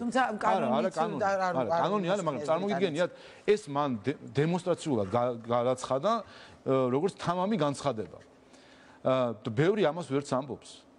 და ეს არის ის ტენდენციები, რომელსაც ჩვენ ხედავთ ის, რომ მათ შორის იყო ცოტა ხნის წინ რომ სპეციალური მითითებები არის, რომ რა ტერმინები იქნას გამოყენებული მიმართვების დროს და ასე შემდეგ. ჩვენ ხედავთ ჩვეულებრივი თუ დააკვირდებით დასავლეთ მედიაში და მათ შორის საზოგადოებრივ მსჯელობას, პირდაპირ არის მოთხოვნა, რომ სქესი ეს არ არის ანატომია, ეს არის არჩევანი, მიუხედავად ანატომიისა. და არა მხოლოდ სქესი ორ სქესს შორის, არამედ ნებისმიერი მრავალფეროვნება სქესისა, რომელსაც ნებისმიერ სახელს დაარქვევ და იქნები ის სქესი თუ გენდერი თუ ასე შემდეგ. ხო და ეს არჩევანის თავისუფლება ხო აქვს ადამიანს თვითონ, ანუ ამის მე რა ვსაუბრობ, იცით? არა, რა თქმა უნდა, არა აქვს, იმიტომ რომ არსებობს ორი სქესი, ქალი და კაცი, ეს არის ანატომია. ამაზეა საუბარი. როგორი რამეც თქვენ ხარ შეგიძლიათ აირჩიოთ თქვენი ასაკი. შეგიძლიათ თქვათ, რომ მე მინდა ვიყო ახლა 20 წლის. ხო, შეიძლება გინდათ თუ ვიყოთ 20 წლის. რატომ არ ხართ 20 წლის? იმიტომ ეს არის ანატომია. ასევე არის სქესი. არა, არასწორი შედარება მგონია, ბატონო შალვა, იმიტომ რომ იმას ანუ ეს ასაკი ისეთია მართლა ვერაფერს ვერ უზამ, რამასაკისაც ხარ წლებს ვერ დააბრუნებ და ეს ადამიანის თავისი არჩევანია. არა, ბიოლოგია. ბიოლოგია არის როგორც უნდა იცხოვრონ და ასე შემდეგ, რა ვიცი. ცხოვრების წესთან არის კავშირი არ აქვს ამას, ეს არის ბიოლოგია, ბიოლოგიური მარკერები არის ბიოლოგიური მარკერები. ადამიანი არის ან ასე ან არ არის ასე, ეს ბიოლოგიური მარკერები არის. რა თქმა უნდა შეიძლება ის სქესის შეცვლა და სხვა ისინი შესაძლებლობა იყოს, მაგრამ ჩვენ ვსაუბრობთ ბიოლოგიურ მარკერებზე. ამიტომ ეს რა თქმა უნდა არის გამოწვევა. ჩვენ რაზე ვსაუბრობთ დღეს და რატომ დავიწყეთ ამაზე მსჯელობა. ჩვენ ჯერ არ ვართ იმ ეტაპზე, რომ მართლა ქალი-ქალია, კაცი-კაცი და დედამიწას რომ დედამიწაზე შეგვიძლია დავარქვათ და ქართლის დედას ჯერჯერობით ამაზე არავინ არ გვედავება. მაგრამ გამოცდილება გვეუბნება, რომ ცოტა ხანში ეს ჩვენ კარსაც მოადგება. და აქედანვე უნდა ვიყოთ ამისთვის მზად, ჩამოვიყალიბოთ ჩვენი პოზიცია, რა გვინდა. გავიხსენებ მე რა უნდა ჩაიწეროს, აი იცით რატო უკაცრავად დავსვამ კითხვას. ვუსმინე პრემიერსაც, რომელმაც თქვა, რომ ეს ყველაფერი ისე უნდა გაკეთდეს, რომ კონსტიტუციის მეორე მუხლთან წინააღმდეგობაში არ მოვიდეს. ერთის მხრივ გვაქვს ანტიდისკრიმინაციული კანონი და ანუ თუ შეზღუდვაზეა საუბარი და რაღაცა შეზღუდვაზე არის, ხო აქ ძალვაზე თუ თქვა ეს კანონის ფორმას მიიღებს, რისიც არ უნდა იყოს, როგორ მოვა მეორე მუხლთან, რომელიც მოხატვის თავისუფლებას გულისხმობს თანხwebdriverში. ანუ აი რა ტიპის კანონის მისაღებად ემზადება მმართველი? უბრალოდ სკოლისა როგორ შეიძლება ეს მოგვადგეს. სულ ცოტა ხნის წინ 2017 წელს, როდესაც კონსტიტუციური რეფორმა იყო, მეც გახდით საკონსტიტუციო კომისიის წევრი, გახსოვთ რომ მაშინ კონსტიტუციური რეფორმის შედეგად კონსტიტუციაში ჩაიწერა, რომ ქორწინება ეს არის ქალის და მამაკაცის კავშირი ოჯახის შექმნის მიზნით. და გახსოვთ მაშინ ცოტა მორიდებული დისკუსია იყო ამაზე, თუმცა მაშინ რამდენიმე არასამთავრობო ორგანიზაცია აპროტესტებდა ამ ჩანაწერს, მათ შორის იმ მოტივით, რომ ეს საკითხი არ დგას საქართველოში. ზუსტად მახსოვს მაშინდელი მსჯელობა, რომ ეს ჩანაწერი ოჯახთან და ქორწინებასთან დაკავშირებით სამოქალაქო კოდექსში ისედაც არისო, რომ ქალის და მამაკაცის კავშირი და რა საჭიროა ამის ჩაწერა კონსტიტუციაში. ეს იყო მაშინ არგუმენტი, რომ არ არის ეს პრობლემა, არ არის გამოწვევა და რატო უწევთ. ხო აღმოჩნდა, რომ ნელ-ნელა ეს საკითხები შემოდის შემდეგ საქართველოში, რომ იყოს დაშვებული ერთნაირსქესიანთა ქორწინება, იყოს დაშვებული, რომ მათ შვილათაყვანის შესაძლებლობა ჰქონდეს შემდეგ ამ ქორწინებაში და ასე შემდეგ და ასე შემდეგ. ამიტომ აუცილებლად ეს საკითხიც მოვა ჩვენამდე და უნდა ვიყოთ ამაზე ჩამოყალიბებული. რაც შეეხება შეზღუდვა არ შეზღუდვა. რა თქმა უნდა, ნებისმიერ რეგულაცია შეზღუდვა არის. ეს თავისთავად ასეა. საქმე იმაში არის, რომ ეს უნდა იყოს პროპორციული და უნდა იყოს გამართლებული ეს შეზღუდვა, ხო? და ეხლა საუბარი რა თითქოს რომ ეს სიტყვის თავისუფლებას ეწინააღმდეგება და ასე შემდეგ და პროპაგანდა. რა თქმა უნდა, როცა ზღუდავ სიტყვის თავისუფლებას ზღუდავს და სიტყვის თავისუფლების შეზღუდვა ლეგიტიმური მიზანი თუ არის შეიძლება. კანონითაც იყოს და ასევე შეიძლება გარკვეული ასე ვთქვათ საზოგადოებრივი განწყობით. აი ჯგუფები რომლებიც დღეს ამბობენ რომ როგორ შეიძლება გამოხატვის თავისუფლების შეზღუდვა, ამბობენ რომ მაგალითად რომ ანტიდასავლური პროპაგანდა უნდა შეიზღუდოს. ანუ ვიღაცა შეიძლება ანტიდასავლური განწყობები ქონდეს, მისი უფლებაა, მაგრამ ამის გამოხატვა და პროპაგირება უნდა შეზღუდული იყოს. მაგალითად, პრორუსული პროპაგანდა ხომ უნდა შეიზღუდოს, თანხმდებით, ხო, შეიზღუდოს. ანუ ვიღაცა შეიძლება განწყობით იყოს პრორუსი, მაგრამ გვინდა ჩვენი განწყობა საზოგადოების, რომ მოდი ჩვენ შევზღუდოთ ამისი პროპაგირება, ამ იდეების. აქაც ესე არის. აქ საუბარი არ არის იმაზე, რომ არატრადიციული ორიენტაციის ქონა არ ქონა ვინმე შეიძლება ქონდეს თუ არ ქონდეს. სწორედ ეს არის ანტიდისკრიმინაციული კანონის და მეორე თავის საკითხი, რომ რა თქმა უნდა ეს მათი უფლება არის ყველას. მაგრამ საკითხი არის, რომ ამის პროპაგირება, თუ კი შეიძლება შევზღუდოთ ანტიდასავლური, ანტიქართული პროპაგანდა, არ ვიცი მე, ანტირაღაც პროპაგანდა, რატომ არ შეიძლება, რატომ არ უნდა შევზღუდოთ ის, რადგან ჯერ ამაზე ვიზრუნო, მას შეიძლება ვინმე არ გვეთანხმება, რომ ეს შეიძლება მავნე იყოს ასეთი სახის პროპაგანდა, ესეც თქვა. არა, არ გეთანხმებენ იმაში, რომ საერთოდ ამბობენ, რომ პროპაგანდა როგორც ესეთი, ასეთი თემის არ არსებობს. ეს არის უფლებების დაცვისკენ მიმართული ინფორმირება, ანუ აი ზუსტად ეს მინდა კითხოთ, სად გადის ინფორმირების და თქვა პროპაგანდა ეგრეთ წოდებული შორის ზღვარი. და ამას რას გულისხმობ? მაგალითად, შეზღუდა გაითვალისწინებს, აი ფილმი იყო ცნობილი დაჩვე, ვიცეკოთ, ნახეთ რა ხდებოდა იმის პრემიერაზე, მაგრამ უამრავი პრიზი მიიღო ამ ფილმმა, რა ვიცი, წიგნი აღარ უნდა ანუ რა ტიპის შეზღუდვაზეა საუბარი? უპირველეს ყოვლისა, რა არის პროპაგანდა? პროპაგანდა ეს არის მიზანმიმართული, რაღაც სისტემური თავსმოხვევა რაღაცა იდეის. ეს შეიძლება კარგი იდეაც იყოს, ხა შეიძლება, არის დამოუკიდებელი საქართველოს დამოუკიდებლობის პროპაგანდა ქონდეს, ან არის ქართული კულტურის პროპაგანდა, ხო? რაღაც იდეის, ან მიზნის სისტემური თავსმოხვევა, რაღაცნაირად ასე ვთქვათ, ბიძგება აქეთკენ, ხო? ამიტომ რა თქმა უნდა, პროპაგანდა როგორც ასეთი არსებობს. ნებისმიერი თემი შეიძლება იყოს. შეიძლება ვიღაც არ გვეთანხმება ეს მავნე არის თუ არ არის და კარგი არის თუ არ არის. მაშინ ეს თქვან. ეს თქვან, კარგი არის თუ არ არის და არის თუ არა კარგი. რაღაც შედეგი მოყვება. ამას რა შედეგი მოყვება? ანუ რით იზიანდება ადამიანები, ალბათ მოისმენთ თქვენი ოპონენტების იმასაც, ხო, რომ რაღაც როგორ უნდა იმოქმედოს ამან მარტივი კითხვა არის, რატომ მოუწია ინგლისის პრემიერ-მინისტრს გამოსვლა და თქვა, რომ ხალხო მე აქ ვაცხადებ, რომ ქალი არის ქალი, კაცი არის კაცი და გაიგონეთ ყველამ. რატომ მოუწია ეს ყველაფერი? ხომ თუ არაფერი ზიანდება? იმიტომ რომ საბოლოო ჯამში აი ასეთ მიდგომებს მივყევართ სოციალური ქსოვილის რღვევისკენ. და ეს არის საბოლოო ჯამში ხანდახან ალბათ მიზეზი. ანუ გამორიცხავთ, რომ თქვა უფლებები მეტად დაცულია მათი, მეტად უფრო ღია გახდა საზოგადოება და შესაბამისად, აი რაღაც მოვისმინე, რომ რაღაც პროცენტული მაჩვენებლები გაიზარდა. ეს ამიტომ თუ ამიტომ, აი რატომ მოუწია ხომ, არ ვიცი ბრიტანეთის პრემიერმა რატომ გადაწყვიტა ამ განცხადების გაკეთება, მაგრამ ხომ არ ფიქრობთ, რომ ამიტომ უფრო წარმოჩენილებენ, უფრო თამამად ამბობენ ადამიანები თავიანთი ორიენტაციის შესახებ. ანუ ამაზეც არ არის პრობლემა. რაც შეეხება ზოგადად კანონპროექტს, ჩვენ ამიტომაც ვთქვით, რომ არანაირი პროექტი მზა არ არსებობს, არსებობს ჩვენი შეფასება საფრთხეებისა და ჩვენი შეფასება რომ საჭირო არის აქედანვე ზრუნვა, რომ არ აღმოჩნდეთ იმ მდგომარეობაში, სადაც აღმოჩნდა დიდი ბრიტანეთი, როდესაც პრემიერ-მინისტრს უწევს შემდეგ ამაზე განცხადების კეთება. აქედანვე ვიზრუნოთ და შევთავაზეთ ყველას ოპოზიციას, სასამართლოს სექტორს.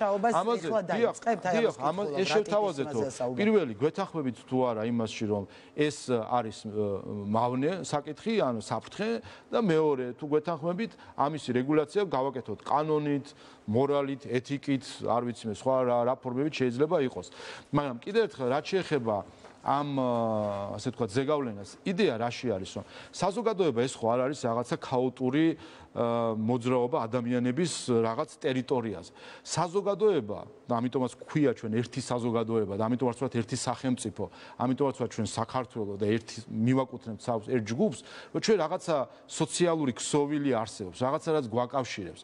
და ასეთი კავშირების დარღვევისკენ არის საბოლოო ჯამში მიმართული ის, რომ ოჯახი, დედა, მამა, ქალი, კაცი, ეს ყველაფერი უბრალოვდება, უფასურდება, რელატიური, ანუ ფარდობითი ხდება, არჩევითი ხდება, დღეს ხარ ქალი, ხვალ იქნები კაცი, ზეგ იქნები ისევ ქალი, მაზე იქნები საშუალო სქესი და ხო ვიცით ეს რომ სხვადასხვა ტერმინები გამოიყენება.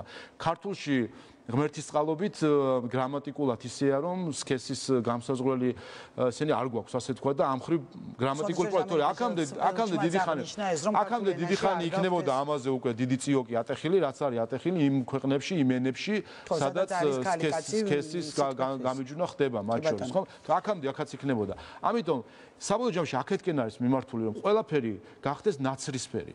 სინამდვილეში მრავალფეროვნების დროშით ჩვენ უნდათო ჩვენთან ნაცრისფერი დაამკვიდრო. ეს არის რომ იყოს აღარ არსებობდეს ეს გაგებები რაც ჩვენ მქონდა, ის ურთიერთობა, ის ოჯახი, სქესი, ეს ყველაფერი რაც ქმნის საზოგადოებას. ხომ ეს ხომ არ არის კიდევ ერთხელ ჩვენ ხო არ ვართ რაღაცა რობოტები და უსულოს არსებები, რომლებიც ასე მოძრაობთ, რაღაც შემოსავალს ვიღებთ, გარკვეული პერიოდი ცოცხლობთ და ამით მთავრდება ჩვენი ცხოვრება. ეს არის სოციალური ქსოვილი, რომელიც არის გარკვეული ტრადიციებით, წარმოდგენებით, აღქმებით და მათ შორის ტერმინებით ერთმანეთთან დაკავშირებული. და ყველაფერს რომ ჩვენ დედამიწას, დედამიწა ქვია, ამაში ჩინა არსებობს, რომ ეს არის დედამიწა და არა ვთქვათ, ისე როგორც გერმანიაში ქვია мама მიწა პირდაპირ თარგმანს თუ გამოვიყენებთ. ხო, ესეც ხო ჩვენი დამოკიდებულებები არის და ამიტომ ვართ ჩვენ ქართული საზოგადოება და არა გერმანული საზოგადოება. აქ ერთი წმინდა ამ თემაზე კითხვა და მორჩები, სხვა თემაზე გადავალ. ოპოზიცია ამბობს, რომ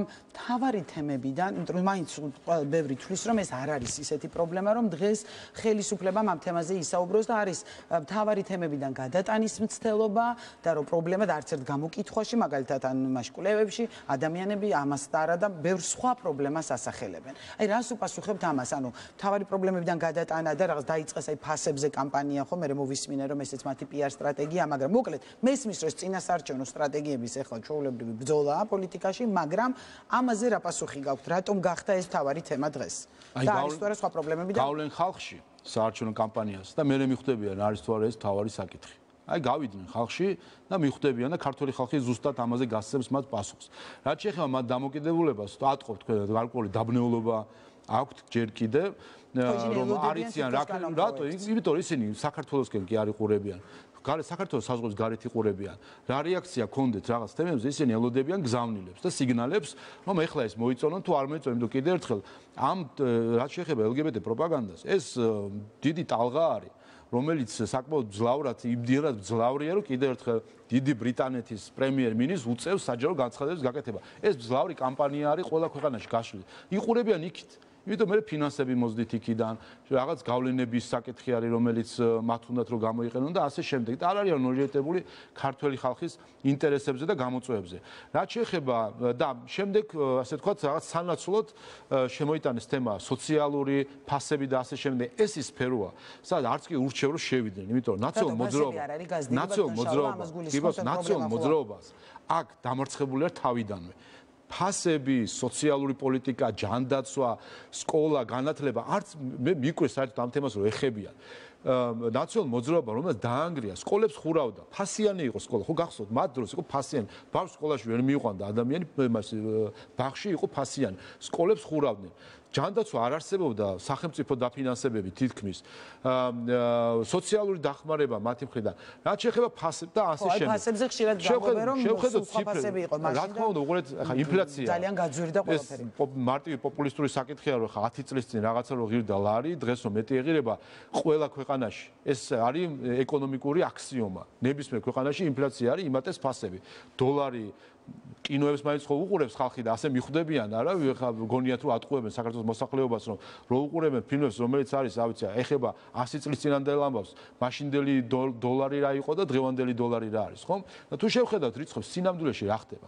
სინამდვილეში მათ დროს რო ავიღოთ მაგალითად საშუალო ხელფასი 700 ლარი იყო.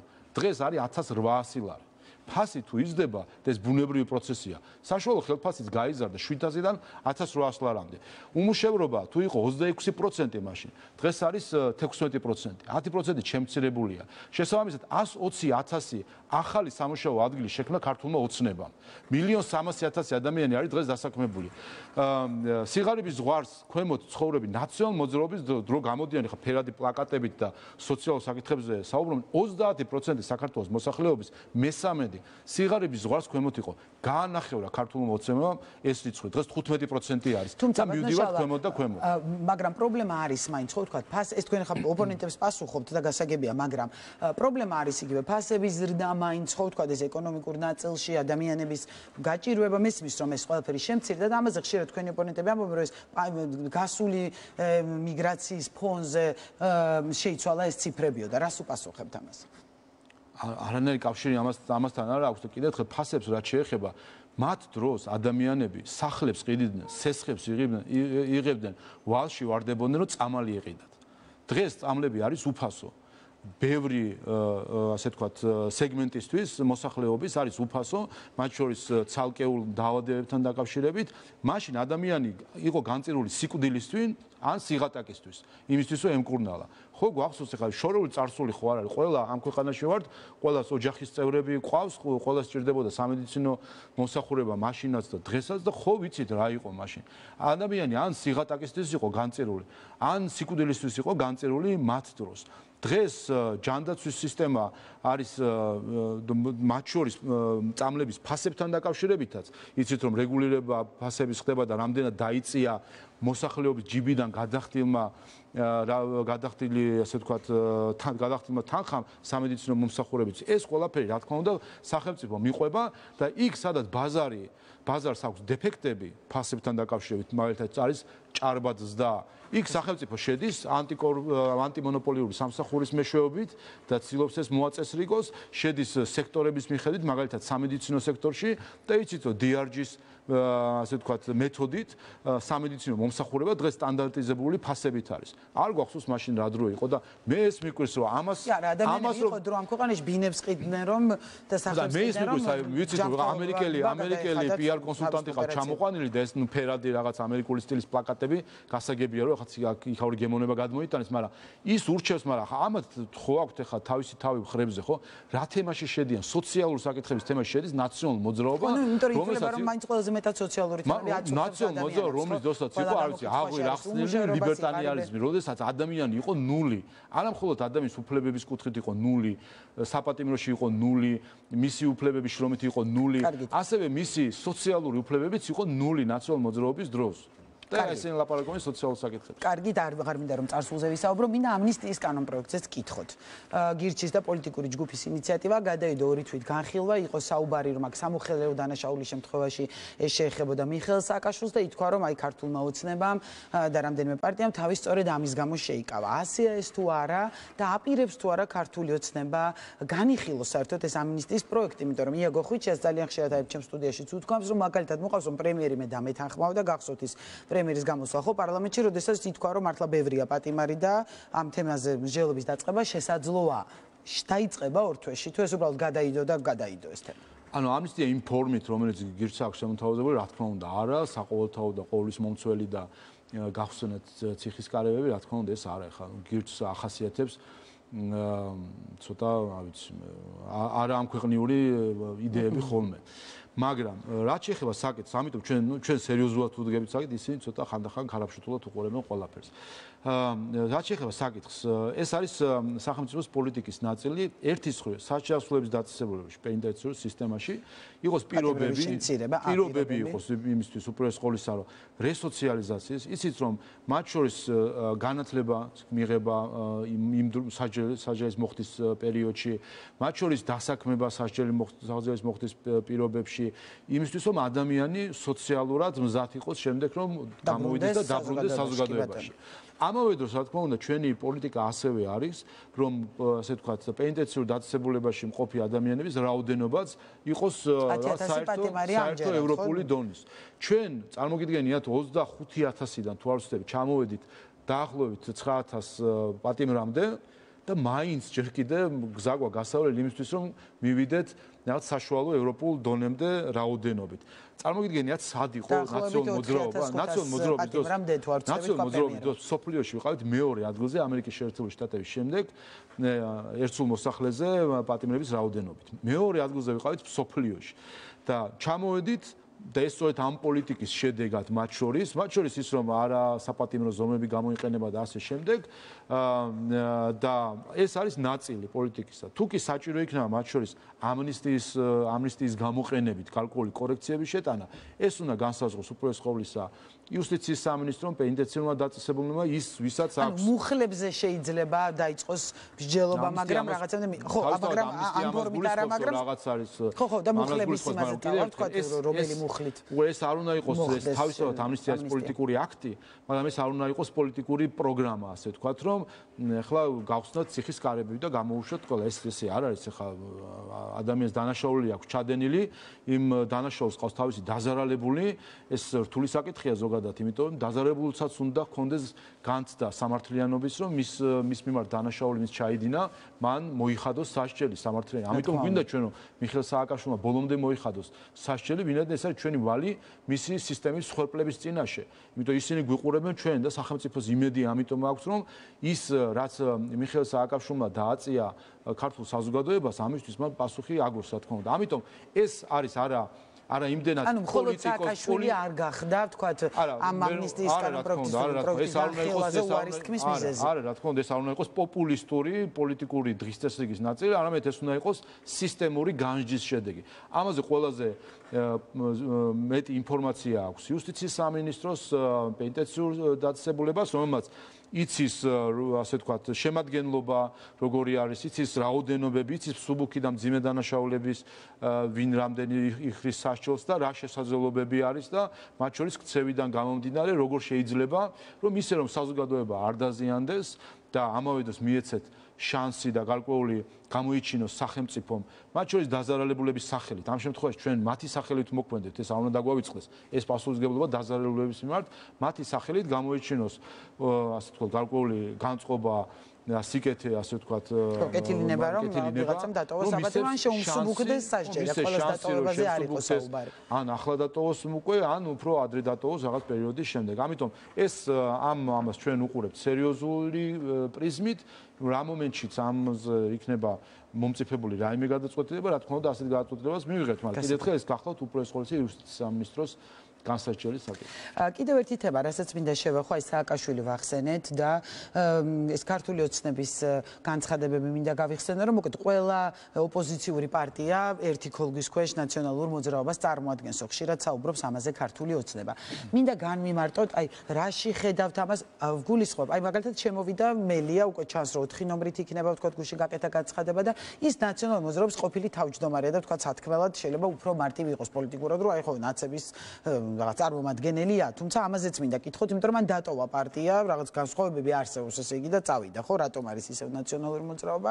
საუბარია რომ ნიკა გვარამია შემოვა ველზე, მაგრამ არსებობს ლელო და გახარიას საქართველოსთვის, რომლებიც ცდილობენ მაქსიმალურად რომ გაემიჯნონ ნაციონალურ მოძრაობას და ძალიან ხშირად აკრიტიკებენ იგივე სააკაშვილთან მიმართებაში, ვთქვათ, პარტია საქართველოს ინიციატივა ჰქონდა რომ ციხეში გადაიყვანეთ რატოა ვივამეთში. ანუ ბევრი ურთიერთგამომრიცხავი განცხადებები გვესმის, მაგრამ ამ ფონზე მუდმივად ხელისუფლება უმტკიცებს საზოგადოებას, რომ ეს ყველა მაინც ერთი კოლექტიური ნაციონალური მოძრაობაა, როგორც თქვენ მათ მოიხსენიებთ. ან ნაციონალური მოძრაობის კლონები, როგორც მოიხსენია ისინი თავად მიხეილ სააკაშვილმა.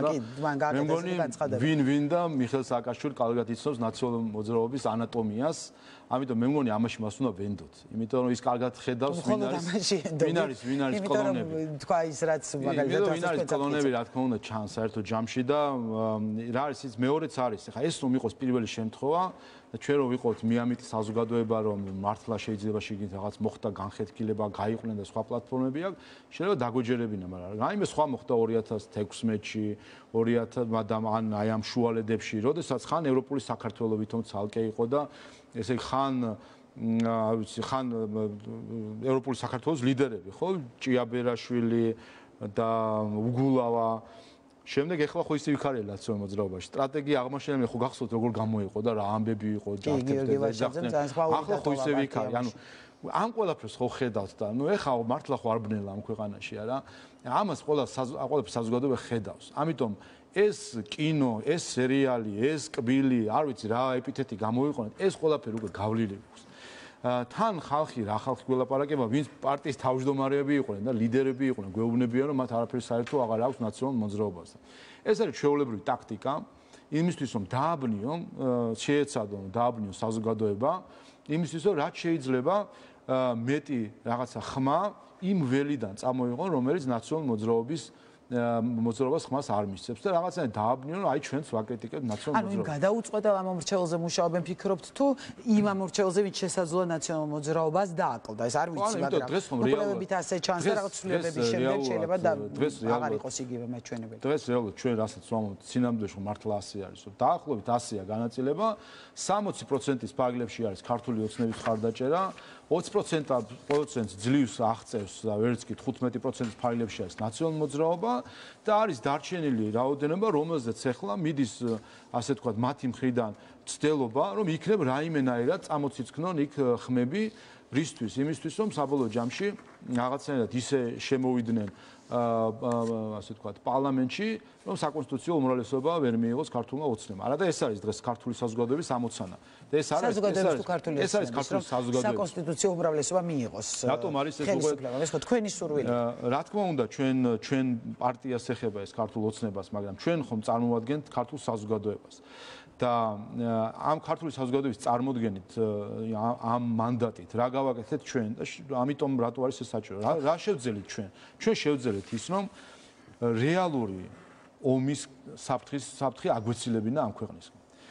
აბსოლუტური გარანტიით შეიძლება იმის თქვა, რომ ხელისუფლებაში რომ ყოფილიყო ნაციონალური მოძრაობა მისი კლონებით, ან მისი კლონი ნაციონალური მოძრაობით ნებისმიერი კომბინაციით დღეს საქართველოში ომი კი არ იქნებოდა. ეს ომი დამთავრებული იქნებოდა და იქნებოდა ნანგრევები.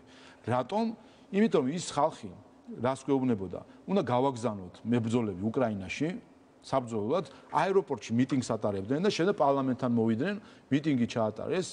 მათ შორის არასამთავრობო ორგანიზაციებიც იყვნენ იქ და სახალხო დამცველიც მაშინდელიც მივიდა და ჩვენ მოგვიწოდებდა, ითხოვდა ჩვენგან, რომ სახელმწიფოს ხელისუფლების ბორტში ჩაგვეჯინა მებრძოლები ავტომატებით ასე შემდეგ აგვეფრინა, რომ აი მიდიან ბრძოლაში, უნდა ებრძოლონ რუსეთს. ეს ომს არ ნიშნავს, ანუ ჩვენ ხო გვახსოვს რა თქვა შოლცმა სულ ახლახანს, რომ მივცე ტაურუსის რაკეტა რომ მივცე უკრაინას ტაურუსის რაკეტა ეს გაისროლოს და შემთხვევით გადავიდეს საზღვარზე და რუსეთში ჩამოვარდეს, ეს ნიშნავს საფრთხეს, რომ ჩვენ აღმოჩნდებით რუსეთთან ომში რაკეტაზე. და ქართული ჯარისკაცო გააგზავნიდა მეომარს გააგზავნიდა ხელისუფლება, ეს ხო პირდაპირ ჩართვა, რა თქმა უნდა. ეს ერთი, მეორე სანქციებს მოგვიწოდებდნენ და სანქციების დაწესებას. ეს რას ნიშნავს? გარდა იმისა, რომ უცხადებს სანქციების ომს რუსეთს. არ ვიცით რას ნიშნავს სანქციების ომი რუსეთთან. ემბარგო არ ქონია ამ ქვეყანას, არ გვახსოვს როგორ კეტავენ ემბარგოთი და მე რას ვაპირებდით?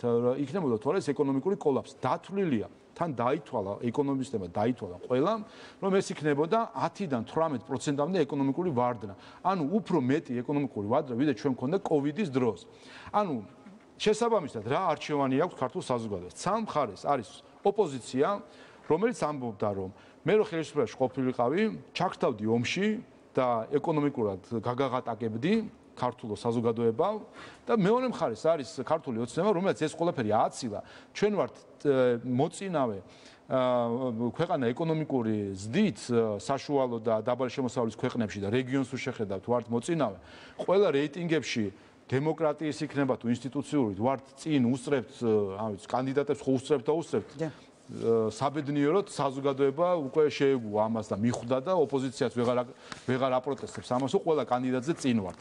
და ყველა კანდიდატისგან განსხვავებით ჩვენ არ გვაქვს მაინც და მაინც მოლაპარაკებები გახსნილი, რაც კიდევ ერთხელ ხაზს უსვამს უსამართლო დამოკიდებულებას საქართველოს მიმართ. ამიტომ ეს რა თქმა უნდა არის ეს არჩევანი აქვს საზოგადოებას და რა თქმა უნდა ამ შემთხვევაში მის ინტერესში არის რომ ქართული ოცნება იყოს ხელისუფლებაში და იყოს არა ისე რომ მხოლოდ უმრავლესობით, არამედ საკონსტიტუციო უმრავლესობა, რომ იმის გამო რომ არის ფაქტობრივად გარანტირებული რისკი რომ ოპოზიცია ბოიკოტს გამოუცხადებს 24 წლის არჩევნებს და იქნება კვალიფიცირებული მანდატების დაყრის და ასე შემდეგ, საფრთხე არ შეექმნას პარლამენტს და იყოს 113 მანდატი წარმოდგენილი ქართული ოცნება, რომელიც იქნება დამაჯერებლად მყარი პარლამენტი და მე უნდა გინდა აიღონ მანდატი და გინდა ნუაიღებენ იმ მანდატს და მეორე იმისათვის რომ ყველა გადაწყვეტილებაში ქართულ ოცნებას ჰქონდეს მყარი მანდატი იმისთვის რომ ოპოზიციას არც კი ათქმევინოს და არც კი შემოიყვანოს მსჯელობაში იმაში ჩვენ სანქციები დავაწესოთ და წავიდეთ ქართული ხალხის წინააღმდეგ თუ არ წავიდეთ და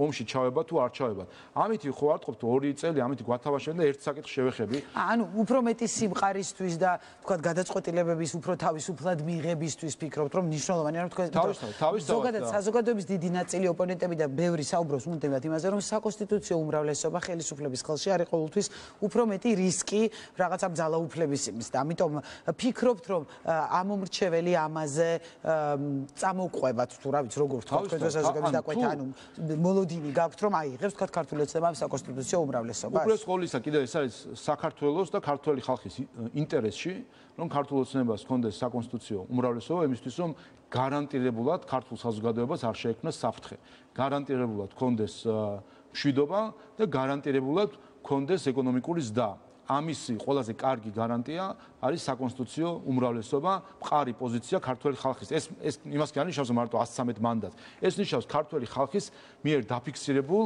მყარ პოზიციას, რომ აქ არის კედელი და ამ კედლის აქეთ აღარ შემოგიშვებთ მათ, ვისაც გინდათ ომი, მათ ვისაც გინდათ საქართველოს ეკონომიკური გარკვეულ ამორჩეულთა ჯგუფებს წარმოადგენენ და არც ისე პატარა სხვა საზოგადოების, ну თუნდაც ნაციონალური მოძრაობა, ვისი ამორჩევლის რაოდენობაც ასე თუ ისე ვიცით არჩევნების შედეგებიდან გამომდინარე. ეს სხვა პრობლემაა, რომ დღეს 1%-იანი პარტიები ისეთი გონორით საუბრობენ, ლელო, რომლის ერთადერთი მიღწევა პოლიტიკური არის ის, რომ 2020 არჩევნებში აიღო 3% და 21 წლის არჩევნებში ერთ წელიწადში 2%, ანუ 1% დაკარგა ერთ წელიწადში, თან 3 რა არის, ან 2 რა არის და ისეთი გონორით ლაპარაკობენ გეგონება ისინი არიან, რა ვიცი მე, საგვარეულო ჩაბარებული აქვს საქართველოში ხელისუფლებაში ყოფნა და ეხლა უნდა დაიბრუნონ საგვარეულო ტიტული ქართველი ხელისუფლების. ნუ აი ესეთი გონორები აქვს დაწყებული განცხადებები და დამთავრებული ავტომარკით, რომელთაც მოძრაობა. კარგი, და ბოლო კითხვა მინდა ამ ქვეყნის საგარეო კურსზე კი არა, ну რაღაც აი ამ საგარეო პოლიტიკაზე გკითხოთ.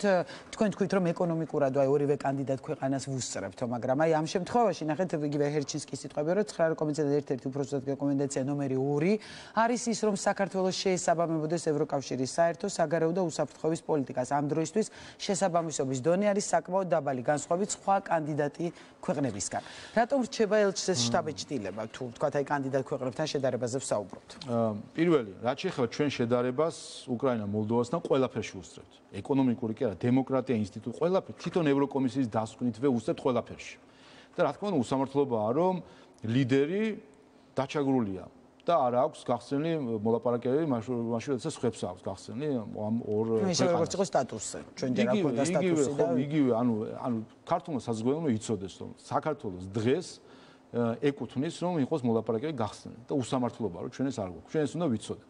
მაგრამ ეს ვინაიდან პოლიტიკური გადაწყვეტილების ნაწილია და პოლიტიკური გადაწყვეტილებას თავის კომპლექსურობები აქვს, ამიტომ რა თქმა უნდა ესეც ნაწილია, რადგან უნდა ვიზრუნოთ, რომ პოლიტიკური გადაწყვეტილებაც მოვამწიფოთ ევროკავშირით. თორე რაც შეეხება დამსახურებას დაკნობით, არავინ არ მოატყოს ქართული საზოგადოება, რომ საქართველოს არ იმსახურებს მოლდოვასთან და უკრაინასთან შედარებით. ვიმსახურებთ ძალიანაც კარგად.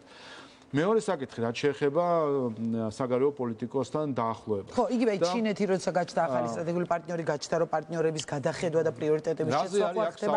აი ამ ყველაფერზე მინდა რომ საუბარი და აქ მე მიუთითებდი ქალბატონის სალომეს დღევანდელ განცხადებას, სადაც მათ თქვა, რომ ის ყველა კანონს, რომელიც ეწინააღმდეგება ევროკავშირის რეკომენდაციას, დაადებს ვეტოს. ანუ მისი განმსაზღვრელი კრიტერიუმი არის ევროკავშირის რეკომენდაცია. არა საქართველოს ინტერესი, არამედ ევროკავშირის რეკომენდაცია. ანუ თეორიულად რომ დაუშვათ, რომ არის რაღაცა კანონი, რომელიც არის ქართული ხალხის ინტერესში, მაგრამ არ არის ევროკავშირის ინტერესში. ხო, მაგრამ გამოდის რომ ევროკავშირის რეკომენდაცია საქართველოს ინტერესებს ეწინააღმდეგება, აქ მივდივარ. თეორიულად, ანუ გავიხსენოთ ჩემი პირველი წინადადება, სადაც თქვი რომ ყველა ქვეყანას თავისი ინტერესები აქვს და არ არის აუცილებელი რომ ყოველთვის ყველაფერი ემთხვეოდეს. რა თქმა უნდა, არის საკითხები, რომელშიც არ ვემთხვევით. შესაბამისად, ქალბატონი სალომე ამბობს, რომ თუ დადგება მომენტი, რომ არის კანონი, რომელიც ქართული ხალხის ინტერესში არის, მაგრამ არ არის ევროკავშირის ინტერესში, მე მას დავადებ ვეტოს, იმიტომ რომ ჩემთვის ევროკავშირია მთავარი და არა ქართული ხალხი. ახლა შევხედოთ, შეიძლება თუ არა ესეთი რამე დადგეს და ზუსტად ამ შემთხვევაში დგება ეს. საგარეო პოლიტიკაზე როცა ვსაუბრობ დაახლოებით, აქ საუბარი არის ევროკავშირის განცხადებებზე და სხვადასხვა გადაწყვეტილებებზე, რომელსაც საქართველოს როგორც არაწევრი ქვეყანა უერთდება ხოლმე. რო წარმოვიდგინოთ რა არის ეს, 27 ქვეყანა ევროკავშირის იკრიბება და ამბობს, რომ დავადოთ სანქცია რუსეთის ხორბალს პირობითად. ან დავგმოთ რაღაც ადამიანის უფლებების დარღვევა რომელიღაცა ქვეყანაში. ამას 27 ქვეყანა იღებს კონსენსუსით. ერთის თუ წინააღმდეგია ვერ იღებენ. იმიტომ არის სანქციებს რომ დრო ჭირდება ხოლმე, რომ იქ ზოგს უნდა რომ თავისი ღვინო გაიტანოს რუსეთში. ისე როგორც მაგალითად ლატვია გვაჯობა ჩვენ საქართველოს 2022 წელს ღვინის ექსპორტში რუსეთში, ლატვია, რომელიც ღვინოს არ აწარმოებს, ჩვენზე მეტი ღვინო გაიტანა და დღეს ვიღაცები პრეტენზიას გვიყენებენ რუსეთთან ვაჭრობაზე. ლატვიამ ჩვენზე მეტი ღვინო გაიტანა. ანუ ყველას ინტერესი არის. თუ ვინმე არ ეთანხმება, არ მიიღება. ჩვენ ამ მოლაპარაკების მონაწილე არ ვართ. ჩვენ ინტერესს არავინ არ ითვალისწინებს, ჩვენ ღვინო გვაინტერესებს თუ მწვანილი, არავინ არ გვეკითხება, ისე იღებენ ამ გადაწყვეტილებას. და შემდეგ მოლოდინია რომ შეუერთდებით. ჩვენ ამას ვაკეთებთ. იმიტომ ვაკეთებთ რომ რუსეთთან მიმართებით. იმიტომ ვაკეთებთ რომ ჩვენთვის უკრაინის ხალხის ტანჯვა და ამ ტანჯვის დასრულება არის მნიშვნელოვანი. იმიტომ ჩვენ გვაქვს ემოციური ემპათია ამ ხალხის მიმართ. ბევრი სხვა ქვეყანასთან შედარებით შეიძლება ყველაზე მეტი ემპათია ქართულ ხალხს აქვს უკრაინის ხალხის მიმართ. და ჩვენ ვამბობთ რომ ჩვენ მართალია არ ვაწესებთ სანქციას პირდაპირ, მაგრამ აი თქვენ 27-და ხომ მიიღეთ, ჩვენ ხო არ ვკითხეთ რა გვინდოდა რა არ გვინდოდა, მაგრამ მე თქვენ სანქციები რო არ დაიყვეს, ამას უზრუნველყოფ რომ ჩემ ქვეყანაში ეს არ მოხდეს. მაგრამ მე ჩემსას რაღაცებს ვერ დავაწესებ. ეხლა რაც შეეხება ინტერესს და არის ესეთი ამ სანქციების ამ 100% აი ამ ინსტრუმენტებისა, რაზეც საუბარი არის ხოლმე. დაახლოებით ჩარშან 20% შეეხება და რუსეთს.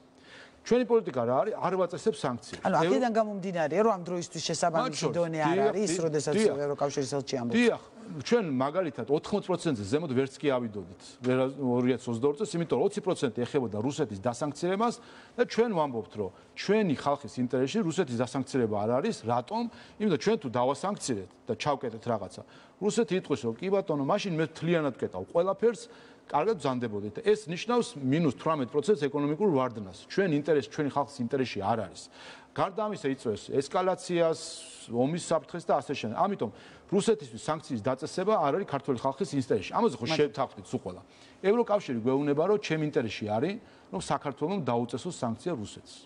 ჩვენ მეუბნებით, რომ შეიძლება თქვენ ინტერესში არის, მაგრამ ჩვენ ინტერესში არ არის, ამიტომ ჩვენ ამაზე უარს ვამბობთ. ამიტომ ჩვენ ვერ ვართ 100% დაახლოებული და ამ საკითხში არ არის საგარეო და უსაფრთხოების პოლიტიკა ამას გვილის. ვერც იქნები დაახლოებული ეს ერთი. მეორე, როდესაც ჩვენ გვეუბნება ევროკავშირი ან სხვა ქვეყანა რომ სანქციები დაუწეს, ჩვენ ვიგეთ კი ბატონო, მაგრამ უხსნით, აი ჩვენ გვაქვს რისკი, რომ ეკონომიკური რისკი გვაქვს, რომ ჩვენ დავაწესებთ რაღაცა პატარა სანქციას, ჩვენ ვართ 0.03% რუსეთის ეკონომიკისთვის, ანუ არაფერი, ჩვენი ბწკენა არის რამე რომ დავაწესოთ, სამაგიეროდ იქიდან შეუძლია ფართო მასშტაბიანი ემბარგო გამოაცხადოს. ჩვენი ზარალი არის აი X მილიონი ლარი შეიძლება იყოს. თქვენ ამას აგვინაზღაურებთ, ვეკითხებით ევროკავშირს. აი ჩვენ თუ მართლა დაგვარტყა რუსეთმა ეკონომიკურად და ღვინო ვეღარ გაგვაქვს. გაიტან თქვენთან, დაგვეხმარებით, გვეუბნებიან არა. ამ ნახოთ. მეორე ვეუბნებით ეს გამოიწვევს ესკალაციას. იქ შეიძლება დაძაბულობა მარტივად წავიდეს წინა, შეიძლება ჩვენ დავდგეთ ომის საფრთხის წინაშე რუსეთთან. ჩვენ დაგვეხმარებით, იომებთ, გვეუბნებიან არა, არ ვიომებთ. თქვენ ქოლგას გადაგვაფარებთ უსაფრთხოების? არა. თქვენ ეკონომიკურ ქოლგას გადაგვაფარებთ? არა. აბა თუ არც ეკონომიკურ ქოლგას გადაგვაფარებთ, არც უსაფრთხოების ქოლგას გადაგვაფარებთ, მაშინ მითხარით, არის თუ არის კეთილსინდისიერი მოგთხოვოთ, რომ ჩვენ საფრთხეში ჩავაყენოთ ჩვენი ქალები, ბავშვები, მოხუცები. იგივე საფრთხეში, რომელიც საფრთხეც ახლა რეალიზებული არის უკრაინაში, და რომელიც ჩვენთან ბევრჯერ რეალიზდება. ეს ჩვენთვის ხო არ არის, ეს ხო არ არის ჩვენთვის რაღაც კინო და დისტანციურად ტელევიზორში ხო არ უყურებთ ჩვენ უკრაინაში რაც ხდება. ეს ჩვენთან გვაქვს ნანახი. იმიტომ რომ ჩვენ ემოციურად ჩვენ ვიცით ის ტანკი როგორ მოძრაობს, როგორ ისვრის, როგორ ხდება და როგორ ხოცავს ადამიანს.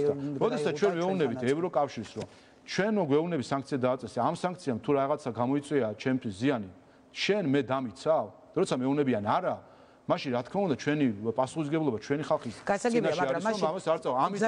ამიტომ რა შეეხება ამ მოწოდებას ნებისმიერი ადამიანი, ვინც ამას მოუწოდებს ქართულ საზოგადოებას, მედიასაც ვეუბნებით, ჩაეკითხეთ. იმ შემთხვევაში, თუ კი 100%-იანი დაახლოებით, საქართველოს დადგება ომის ან ეკონომიკური კატასტროფის წინაშე, ევროკავშირი დაგვეხმარება? კი თუ არა? ამაზე გვიპასუხონ და შემდეგ იქნება ჩვენი პასუხი. კარგით, დიდი მადლობა, დრო ამოიწურა, აღარ ვაპირებ კითხვის დასმა მინდოდა. მადლობა რომ უპასუხეთ ჩვენს კითხვებს, საკუთარ ვრცელი ინტერვიუ გამოგვივიდა პარლამენტის თავმჯდომარე შალვა პაპუაშვილი პასუხობდა ღამის კურიერის კითხვებს. დღევანდელი გადაცემა ამით დასრულებულია.